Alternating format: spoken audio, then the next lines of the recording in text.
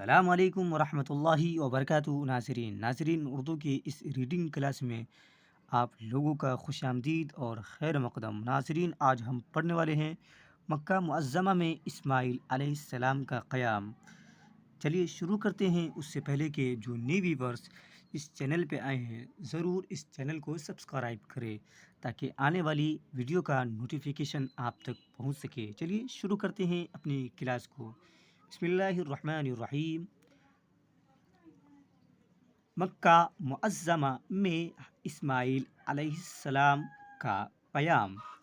جب حضرت اسماعیل علیہ السلام پیدا ہوئے تو ابھی آپ دودھ پیتے بچے ہی تھے کہ اللہ تعالیٰ کی طرف سے حکم ہوا کہ ان کو اور ان کی والدہ محترمہ کو میرے گھر کے قریب ایسی جگہ جہاں کوئی کھیتی نہیں ہے، کوئی پانی نہیں ہے، وہاں چھوڑ کر آؤ۔ ملک شام سے مکہ معظمہ جہاں اس وقت آباد ہے تقریباً 1 مہینہ کی مسافت تھی اور بالکل جنگل لقودق بیابان، یہاں کچھ بھی نہ تھا، سوکھے پہاڑ ہی پہاڑ چاروں جانب نظر آتے تھے، پانی کا بھی نام و نشان نہ تھا۔ لیکن حضرت ابراہیم علیہ السلام واقعی خلیل اللہ تھے۔ دراصل اس کام کے لیے بڑا دل گردہ چاہیے۔ ذرا سوچئے کہ اتنی عمر کے بعد تو بیٹا ملا، پھر اہلیہ محترمہ اور بیٹے کو جنگل میں چھوڑنے کا حکم ہو رہا ہے۔ لیکن خلیل اللہ کا مطلب ہی یہ ہے کہ اللہ کے حکم کے سامنے سر تسلیم خم ہے، جو حکم ہو تعمیل کی جائے۔ چنانچہ حضرت ابراہیم علیہ السلام ان دونوں کو لے کر یہاں آئے۔ کچھ توشہ اور پانی ساتھ تھا اور دونوں کو وہاں بٹھا کر جہاں زمزم کا کنواں ہے واپس جانے لگے۔ حضرت ہاجرہ رضی اللہ تعالی عنہا نے فرمایا کہ ہمیں یہاں جنگل میں چھوڑ کر کہاں جا رہے ہیں؟ کوئی جواب نہیں۔ پھر فرمایا کیا بات ہے، کیوں چھوڑ کر جا رہے ہیں؟ کیا اللہ تعالیٰ نے یہی حکم دیا ہے؟ آپ نے فرمایا ہاں، اللہ کا حکم یہی ہے۔ تو حضرت ہاجرہ رضی اللہ تعالی عنہا نے فرمایا کہ پھر تو کوئی بات نہیں، اللہ ہر جگہ کار ساز ہے، ہمیں ضائع نہیں فرمائیں گے۔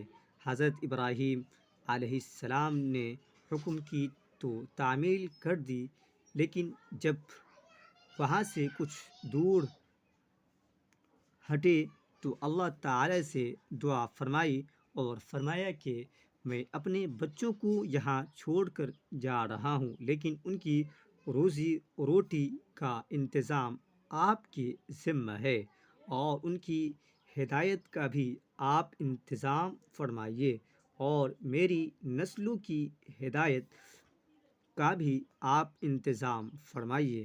اس کا ذکر قرآن کریم میں سورہ ابراہیم میں ہے۔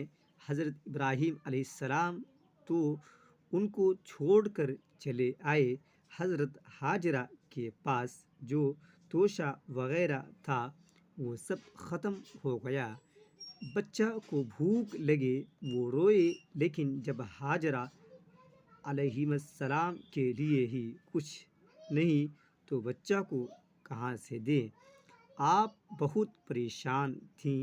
سامنے 2 پہاڑیاں تھیں، صفا اور مروہ۔ کبھی اس پہاڑی پر چل کر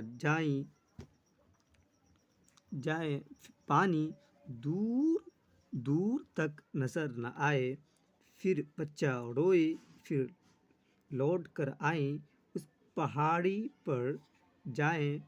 اسی طرح آپ نے 7 مرتبہ چکر لگائے، اللہ تعالیٰ کو ان کے یہ چکر ایسے پسند آئے کہ حج و عمرہ کے ارکان اور مناسک میں صفا و مروہ کی سعی کو شامل کر دیا گیا۔ زمزم کے چشمہ کا جاری ہونا۔ 7ویں مرتبہ کے بعد حضرت جبرائیل علیہ السلام تشریف لائے اور جہاں بچہ لیٹا ہوا تھا اس کی ایڑیوں کے پاس بحکم خداوندی زمزم کا چشمہ جاری فرما دیا۔ حضرت ہاجرہ رضی اللہ عنہا نے یہ دیکھ کر فوراً وہاں منڈیر بنائی اور چلو میں لے کر پانی مشکیزہ میں بھرنا شروع کر دیا۔ نبی اکرم صلی اللہ علیہ وسلم نے فرمایا کہ اگر حضرت ہاجرہ زمزم کو اپنے حال پر چھوڑ دیتی تو یہ ایک عظیم جاری چشمہ بن جاتا۔ شریف بخاری شریف کی حدیث ہے۔ اور یہ زمزم کا پانی بھی ایسا کہ جس کے اندر مائیت بھی ہے اور غذائیت بھی ہے۔ دنیا کا کوئی پانی ایسا نہیں ہے کہ جس میں یہ شان پائی جائے کہ جس سے بھوک بھی مٹتی ہے اور مائیت اور پانی کے بدن کو جو ضرورت ہے وہ بھی پوری ہوتی ہے۔ نبی اکرم صلی اللہ علیہ وسلم کا ارشاد ہے کہ روئے زمین پر سب سے بہترین پانی آب زمزم ہے۔ یہ کھانے کے لیے خوراک بھی ہے اور بیماری سے شفا بھی ہے۔ چلیے ناظرین، ویڈیو کو آج یہیں پر رکھتے ہیں، پھر نیکسٹ ویڈیو میں اس سے آگے پڑھیں گے۔ اور ویڈیو کیسا لگا کمنٹ باکس میں ضرور بتائیے گا، اور جہاں پر بھی سمجھ میں نہیں آئے کمنٹ باکس میں ضرور کمنٹ کریے گا۔ اور جن لوگوں کو بھی اردو لکھنا اور پڑھنا یا قرآن شریف لکھنا پڑھنا سیکھنا ہے وہ مجھ سے کانٹیکٹ کر سکتے ہیں۔ اور کانٹیکٹ کرنے کا راستہ یہ ہے کہ میرے یوٹیوب چینل کے ہوم پیج میں جا کر وہاں پر انسٹاگرام کا لنک اور فون نمبر دیا گیا ہے، اس پر میسج کر سکتے ہیں۔ چلیے پھر ملتے ہیں نیکسٹ ویڈیو میں، جب تک کے لیے السلام علیکم۔